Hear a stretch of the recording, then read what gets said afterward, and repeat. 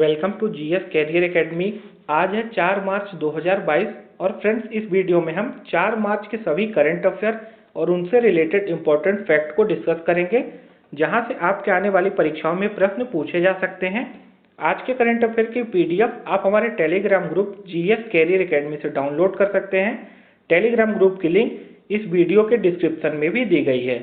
तो चलिए स्टार्ट करते हैं आज के सेशन को। फर्स्ट क्वेश्चन है, 31वें दक्षिण पूर्व एशियाई खेलों यानी साउथ ईस्ट एशियन गेम्स का आयोजन किस देश में किया जाएगा? तो इस बार 2022 में वियतनाम देश में 31वें दक्षिण पूर्व एशियाई खेल आयोजित किए जाएंगे। इन खेलों का आयोजन 15 मई से लेकर 31 मई के बीच में किया जाएगा। और फ्रेंड्स आपको बता दें, यह साउथ ईस्ट एशियन गेम्स दक्षिण पूर्व एशिया का सबसे बड़ा खेल आयोजन है जो हर 2 वर्ष में आयोजित किया जाता है और 2022 में इसको वियतनाम में आयोजित किया जाएगा। यहाँ पे आप मैप में देखिए, यह है वियतनाम और वियतनाम की कैपिटल क्या है? हनोई। वियतनाम के प्रेजेंट टाइम में प्रेसिडेंट कौन है?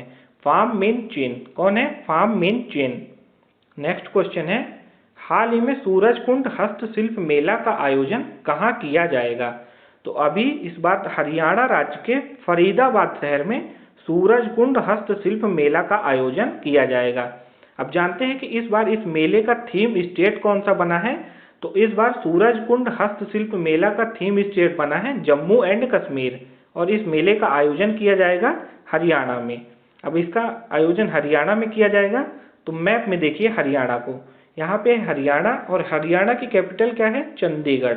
हरियाणा के प्रेजेंट टाइम में सीएम कौन है? मनोहर लाल खट्टर। और हरियाणा के प्रेजेंट टाइम में गवर्नर कौन है?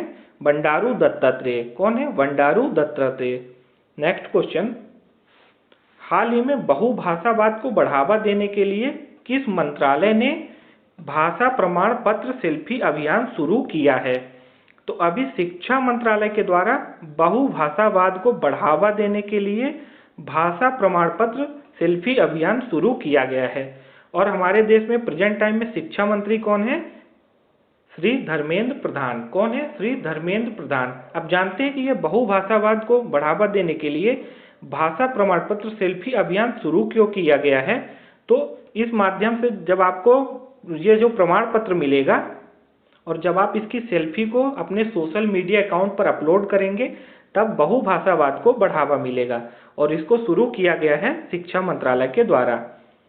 नेक्स्ट क्वेश्चन है, हाल ही में पीएनबी हाउसिंग ने किस राज्य में वाटरशेड विकास परियोजना शुरू की है?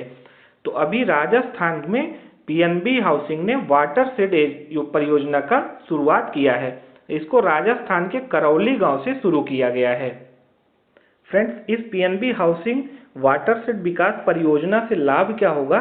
तो इस परियोजना की मदद से जो दूर दराज के गांव हैं और सीमांत किसान हैं, उनको क्या होगा? आर्थिक और सामाजिक मदद मिलेगी और इसीलिए पीएनबी हाउसिंग ने अभी राजस्थान में वाटरशेड विकास नामक परियोजना शुरू की है। अब इसको राजस्थान में शुरू किया है, तो मैप में देखिए राजस्थान को, ये है राजस्थान। राजस्थान की कैपिटल क्या है? जयपुर। और राजस्थान के प्रेजेंट टाइम में सीएम कौन है? अशोक गहलोत। राजस्थान के प्रेजेंट टाइम में गवर्नर कौन है? कलराज मिश्र। कौन है? कलराज मिश्र। नेक्स्ट क्वेश्चन है, हाल ही में द मिलेनियल योगी नामक नई पुस्तक किसने लिखी है? तो अभी दीपम चटर्जी के द्वारा द मिलेनियल योगी नामक नई पुस्तक को लिखा गया है। फ्रेंड्स, अभी बात आती है बुक्स की, तो जानते हैं अभी हाल ही में जो मौजूदा बुक्स लॉन्च हुई हैं और उनके राइटर कौन है? तो एक बुक लॉन्च हुई है, उसका नाम है ए नेशन टू प्रोटेक्ट। इसको लिखा है प्रियम गांधी मोदी ने। एक बुक यह लॉन्च हुई है, एक उड़ान एक मजदूर बच्चे की, तो इसको लिखा है मिथिलेश तिवारी ने। एक बुक लॉन्च हुई है द ग्रेट टेक गेम, इसको लिखा है अनिरुद्ध सूरी ने। एक बुक लॉन्च हुई है ए हिस्ट्री ऑफ श्रीनिकेतन, इसको लिखा है उमा दास गुप्ता ने। A little boy of India को लिखा है रस्किन बॉन्ड ने। इंडिमिटेबल को किसने लिखा है? अरुंधति भट्टाचार्य ने। ममता बियॉन्ड 2021 को लिखा है जयंत घोष ने। तो ये कुछ इंपॉर्टेंट बुक्स हैं जो अभी फरवरी के महीने में लॉन्च हुई हैं, तो इनके नाम और इनके राइटर्स आपको ध्यान रखना है। नेक्स्ट क्वेश्चन है, हाल ही में किसने स्त्री मनोरक्षा परियोजना का शुभारंभ किया है? तो अभी हमारे देश की महिला एवं बाल विकास मंत्री हैं स्मृति ईरानी।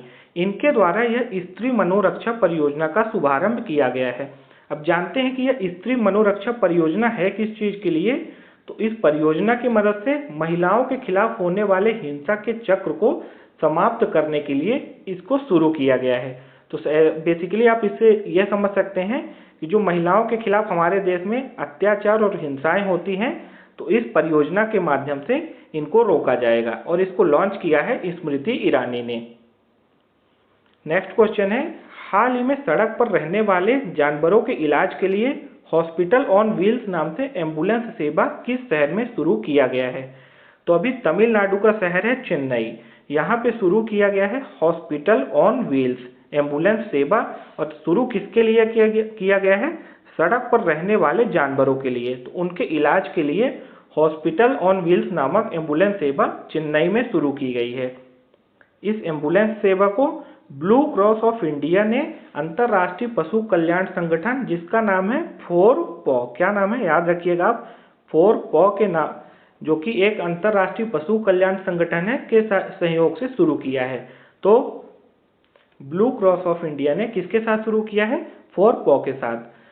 नेक्स्ट क्वेश्चन है, हाल ही में 3 मार्च को विश्व स्वास्थ्य संगठन के द्वारा कौन सा दिवस मनाया गया है। तो इस बार अभी 3 मार्च को विश्व श्रवण दिवस मनाया गया है। किसके द्वारा, विश्व स्वास्थ्य संगठन यानी WHO के द्वारा। अब यहाँ पे बात आती है इम्पोर्टेंट डेज की। तो इस बार विश्व श्रवण दिवस 2022 की थीम क्या रखी गई थी, ये भी आपको ध्यान रखना है। इस बार की थीम थी to hear for life listen with care. क्या थी, to hear for life listen with care. आपको ध्यान रखना है कि 3 मार्च को ही विश्व वन्य जीव दिवस मनाया गया है। कौन सा, विश्व वन्य जीव दिवस। 1 मार्च को मनाया गया है शून्य भेदभाव दिवस। 1 मार्च को ही मनाया गया है विश्व नागरिक दिवस। 4 मार्च को कौन सा दिवस मनाया जाता है, राष्ट्रीय सुरक्षा दिवस।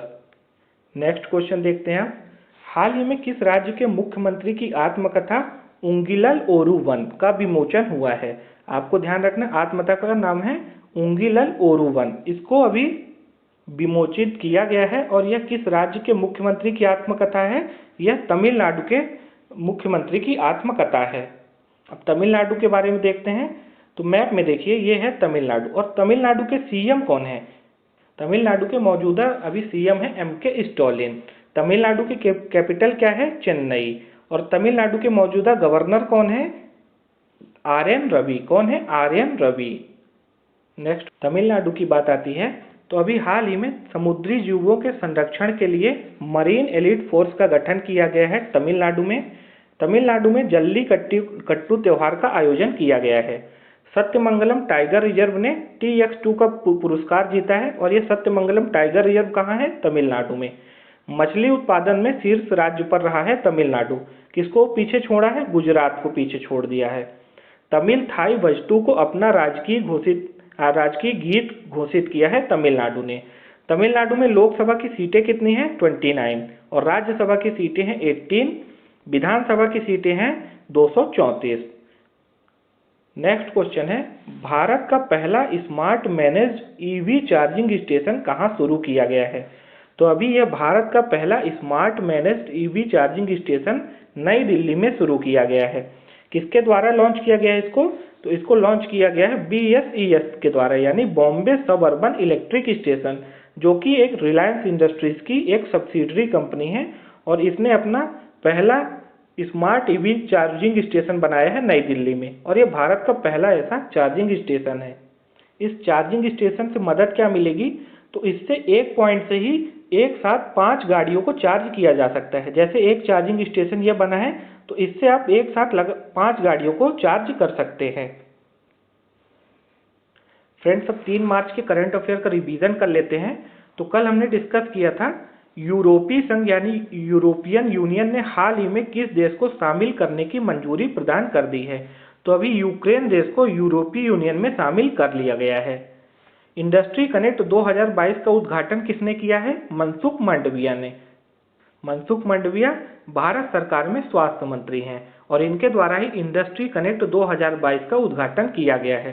किस कंपनी के सह संस्थापक असनीर ग्रोवर ने अपने पद से इस्तीफा दे दिया है, तो भारत पे के सह संस्थापक है असनीर ग्रोवर, इन्होंने अपने पद से इस्तीफा दे दिया है।